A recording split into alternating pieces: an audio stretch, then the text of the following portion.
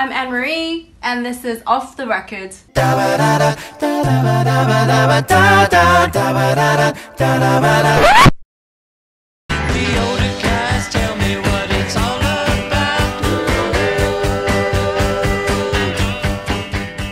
Social media. It's a huge topic. We're going to condense it down and give you a few pointers that have helped us out. Number one, finding the right person or the right people. You might want to put together a little social media team. These people have to be outgoing. They like to interact with the fans or whoever you're selling your product to. Put together a team. I do the posting, he does the boosting, and it's a great team. Finding the right people passionate about social media. Number two, always document. Always take photos, always take videos, no matter where you are. Hey guys, let's take a photo.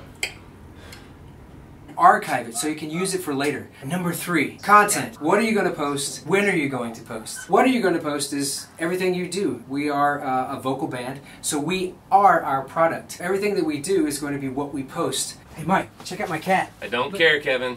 What we want our fans to know, what they may ask us, that's what you're posting. Examples, music video releases, releasing new albums, new singles, we're doing a concert, a show's coming up, us relating to our fans, that's what we're posting. When are you going to post? There are two whens, when something happens, when time of day. We have a magic hour around Friday afternoon between 2 and 6. Kids are getting out of school, people getting off work. We've looked at insights before and that's the best time for us to post. Number four, social media platforms. What platforms are you going to use for your product? We use the big four: Instagram, Facebook, Twitter, and YouTube. On Facebook, we post photos, status updates. On Instagram, it's a quick status update, and then we shoot that out to Facebook and to Twitter. YouTube, it's usually these types of videos, off the record, music videos. You might want to research social media aggregators such as Hootsuite or Alternian, something that makes your posting easier. We usually post to Instagram, it shoots off to Facebook, and also Twitter. So you can research things like that that work for you. So, you've got your material. You need to boost it to get out there so more people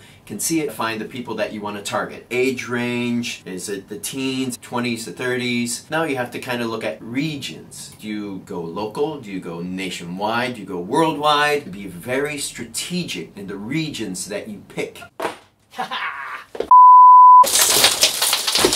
If you're in Iowa, you're not necessarily advertising in California. You're focusing on Iowa, maybe some surrounding states. Now, you've got to use a budget. We try to err on the conservative side. The first time, see how well it does. A little bit goes a long way. If it's a bigger project, you might want to boost the budget, but be a little bit conservative at the beginning just to see how your boost is going. Your boost is done, re-examine it. If it works, do more of it. If it doesn't, Boring.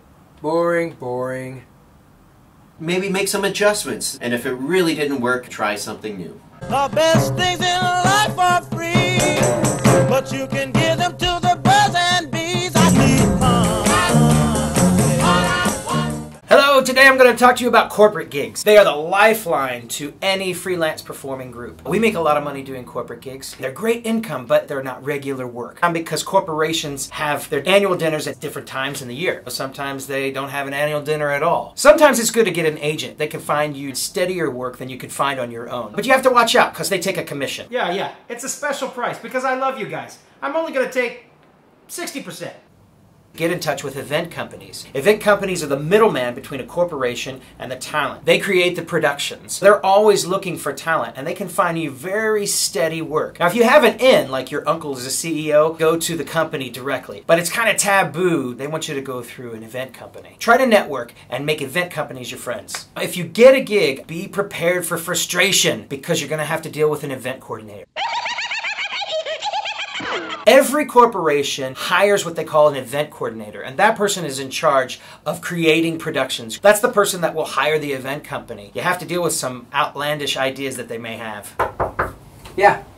Hi, the client wants to know if you guys can enter in on a zip line. What? These are the people that will go out and work with the event companies. The event companies are usually great to work with, but the event coordinator is not.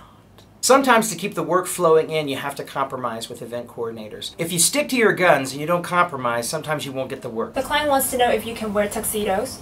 No. Although that you and your group might understand that the music is the most important, event coordinators don't see it that way. You can give them a couple of options. Maybe if they don't like a certain show that you've put together, you can provide them 2 or 3 different shows to choose from. At least they're being involved in the process. Now sometimes you'll arrive at the gig and they will not have met all the demands in your contract.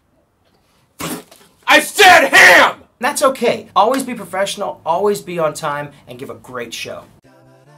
Xander, do you like Metro Vocal Group?